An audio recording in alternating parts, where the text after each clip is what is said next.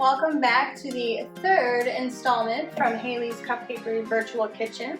And today we're going to be making cinnamon rolls. Now, usually my cinnamon rolls come out of a can.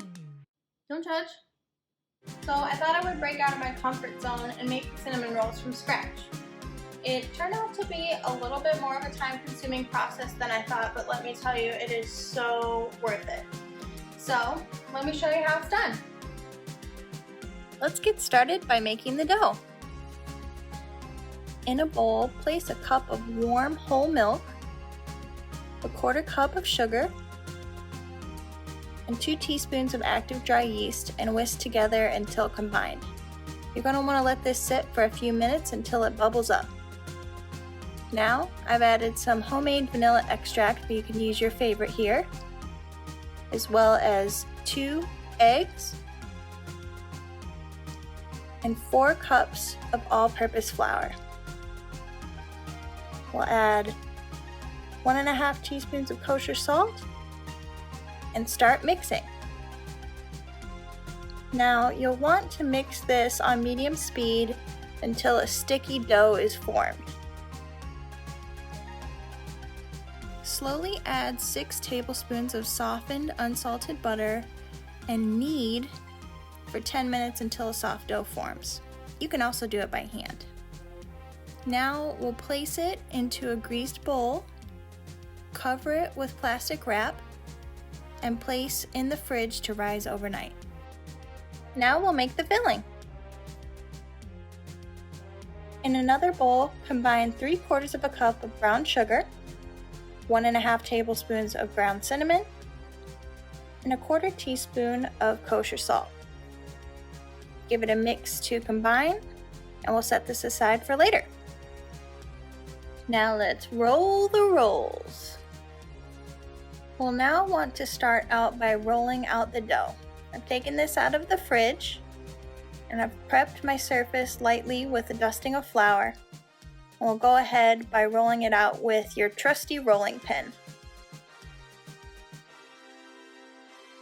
You want to roll out the dough into a rectangle as best you can, roughly 12 inches by 16 inches.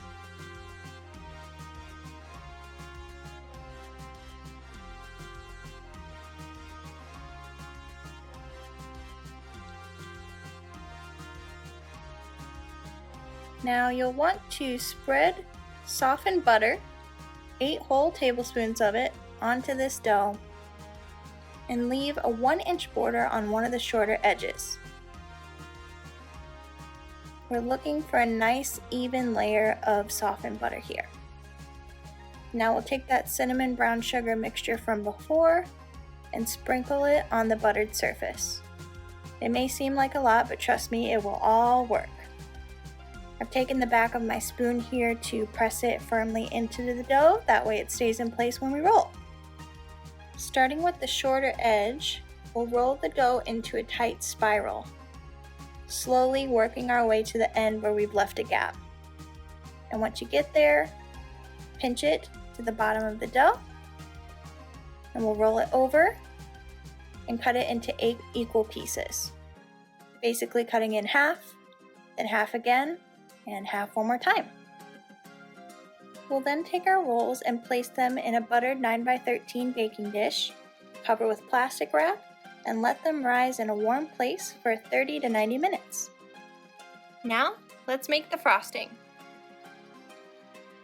Take 4 ounces of cream cheese, 4 tablespoons of butter, a teaspoon of vanilla, a pinch of salt, 2 cups of powdered sugar, and 1 to 4 tablespoons of milk, depending how thick you like your frosting. Then, mix it up until combined. Let's get baking, so preheat the oven to 350.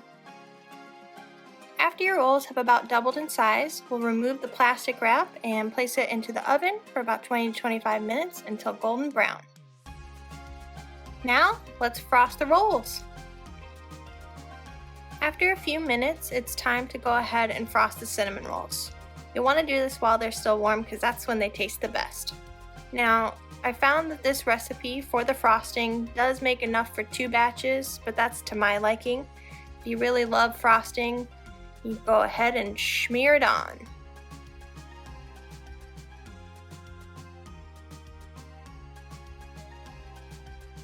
So guys, I hope this video inspires you to make your cinnamon rolls from scratch.